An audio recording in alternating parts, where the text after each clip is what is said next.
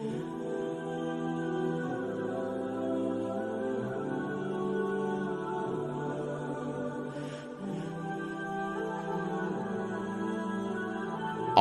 سے اتارا گیا ایک لذیذ اور معجزاتی غذا۔ یہ کھانا بنی اسرائیل پر کب اور کیوں نازل کیا گیا تھا؟ کیا یہ غذا جنت سے آیا تھا یا زمین پر پیدا ہوا تھا؟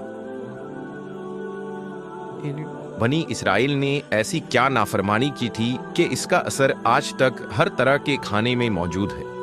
جب اللہ نے قوم بنی اسرائیل کو مصر سے نکالا اور انہیں فرعون سے نجات دے دی تو بنی اسرائیل نے حضرت موسیٰ علیہ السلام کی رہنمائی میں بحر احمر کو پار کیا اور فرعون اپنے لشکر سمیت سمندر میں غرق ہو گیا۔ جب حضرت موسیٰ کو کچھ اطمینان نصیب ہو گیا تو اللہ کا حکم ہوا کہ آپ بنی اسرائیل کے اس لشکر کو لے کر ارض مقدس یعنی شام میں داخل ہو جائیں، جس مقدس سرزمین کا وعدہ بنی اسرائیل سے لیا گیا تھا اور جو انہیں عطا کی جانے والی تھی۔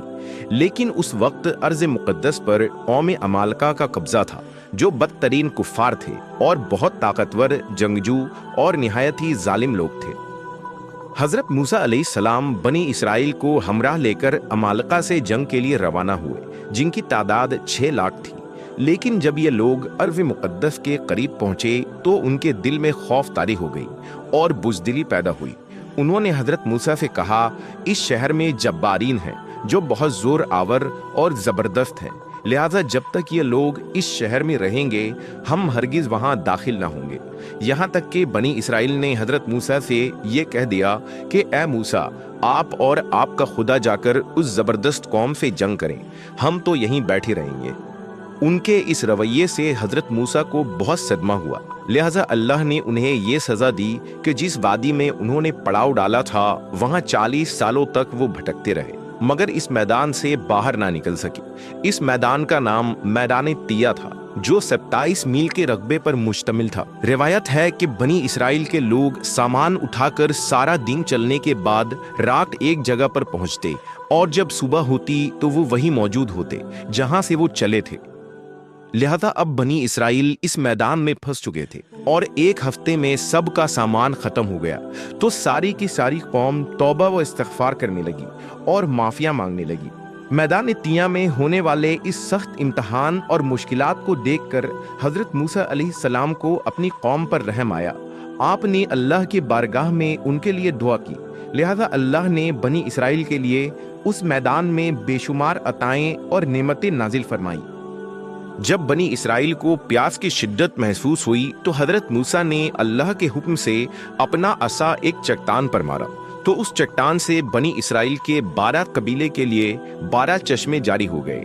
چونکہ یہ وادی وسیع میدان پر پھیلا تھا، وہاں سر چھپانے کے لیے کوئی جگہ نہ تھی اور دن کے وقت سورج کی دھوپ اور تپش سے بنی اسرائیل بدحال ہو جاتے تھے، لہذا دھوپ سے بچاؤ کے لیے ایک بہت بڑا سفید بادل سارا دن بنی اسرائیل کے لوگوں کے لیے سایہ کرتا تھا۔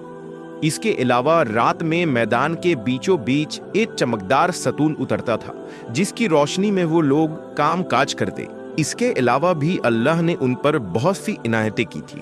انہی عنایتوں اور نعمتوں میں ایک نعمت من و سلوہ تھا۔ دراصل اللہ نے ان لوگوں کے کھانے کے لیے آسمان سے 2 قسم کے غذا اتارے تھے، ایک کا نام من اور دوسرا کا نام سلوہ تھا۔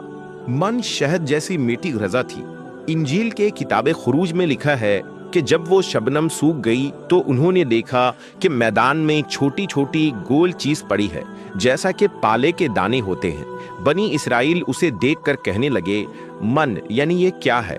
تب موسیٰ نے ان سے کہا کہ یہ وہی غذا ہے جو خداوند خدا نے تمہیں کھانے کو دی ہے، اور اس نے تجھ کو پہلے آزمائش میں ڈالا اور تجھے بھوکا رکھا، پھر وہ من جسے تو اور تیرے باپ دادا بھی نہ جانتے تھے تجھے کھلایا،